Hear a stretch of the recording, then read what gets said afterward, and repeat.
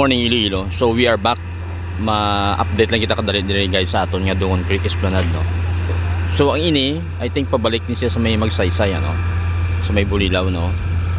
Ini nga section is the Bakaw section. So from Bulilaw pakadto dire. And then mayari kada daw temporary bridge no nga gin-set up nila. Nga para lang makagib lang mga sikad, mga light vehicles no. And then amo na ni guys ang itsura di sang ila ginobra nga bridge. So ang old to sa una nga bridge nga naguba na is wala na siya, so gintampukan from here duta lang anay, pero subong basing from this structure no. So this is actually a short bridge pero pwede ni siya sa mga dalagko nga vehicles ano. Kay ang iya nga mga bimbla or ang iyang taytay mismo dako siya nga klase. So makita naton niya I think daw steel ni ang side niya nga mga beams, reinforced na yun sang cement ano, may kabilyata. Malakat kita kadali dire para makita nyo guys ang itsura niya. So kung diri ka mag-agi, pakadto na sa lapos sa may kilid sa Robinsons, which is actually amo ning Robinsons nato. Ang likod niya area bala guys ang Robinsons. And then kung diretsoon nyo ini pakadto dito, isa mo tong I think pinakaman sa ago nga dito kita nag-video no. Pakadto na siya sa may L98 naton niya section sang Dungon Creek Esplanade. Matry kita malakat anay kadali-dali lang.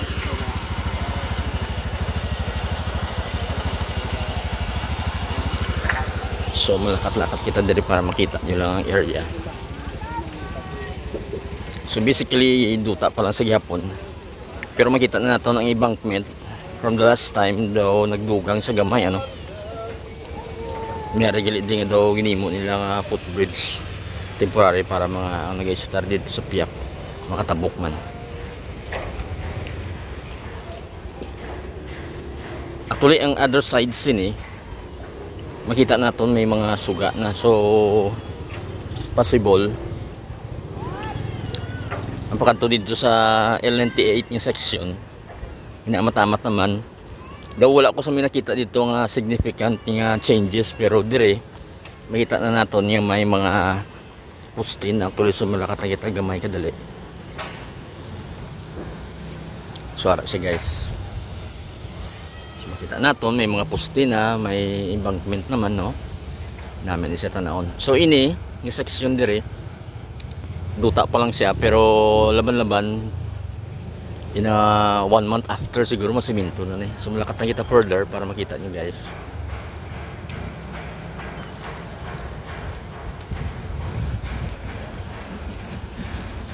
Muning Robinsons no haro no sa likod kita ako ligaagi. Makita ko nga may mga payment blocks naman gimutang. Actually from here makita na naton ang Haro Market ano. So dire lang kita nag-agi para medyo hindi tama kainit guys, kay muskin at early morning mainit na gani. So dire lang para may far view lang kita ano.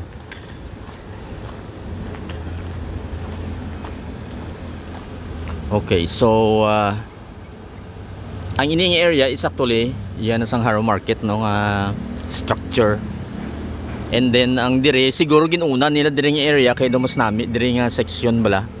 Halin sa may taytay to kay na ginhalinan naton. Pakadto dire so do nami sa tanawon no. Kay may pavement blocks na din, may mga lampposts na no.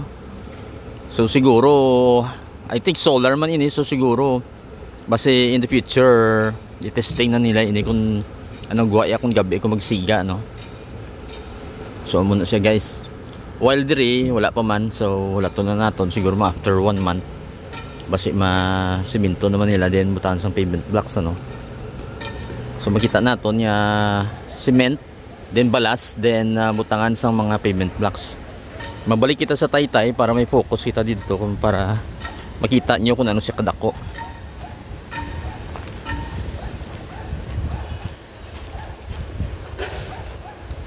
Dalagko ni iyang support, so most probably maka agi na di pila kadlaw ang mga salakyan, ano. Kaya ang old niya bridge is the footbridge lang to sa una. Siguro basi motor pwede or mga sikad bala, pero salakyan hindi pwede. Well, this one pwede gini sa salakyan.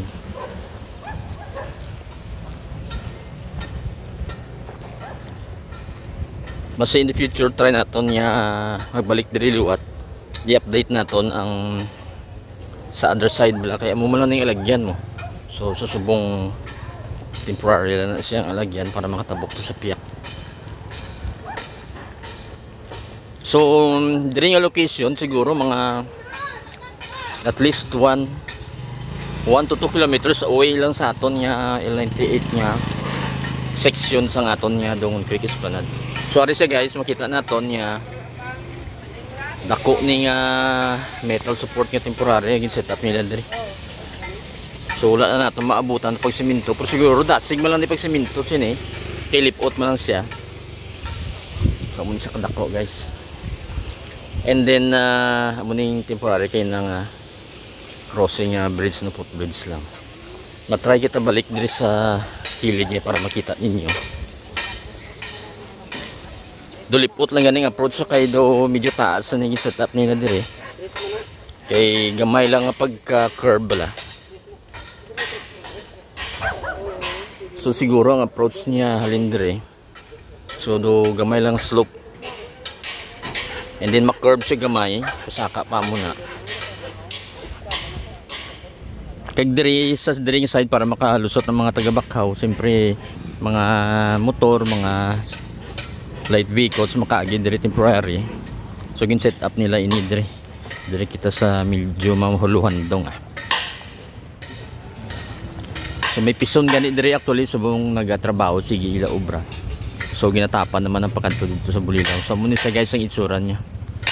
So makita ninyo. So ini yung temporary.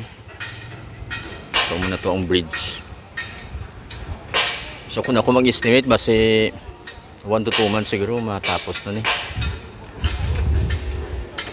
Hasta dire ang iyang pag-curve ano, padulhog. So inidreson nyo lang lapos na ni sa may entrance dito sa may Bacau area, no. Diversion na ang iyang lusot, which is we had a video before. And then 360 camera natin sa una. So manang lusot na namin na guys. So hulat-hulaton ta lang yung mahuman, then mabalik naman kita dire para mag-update. Luckily subong medyo mainit so hindi siya lutak ano.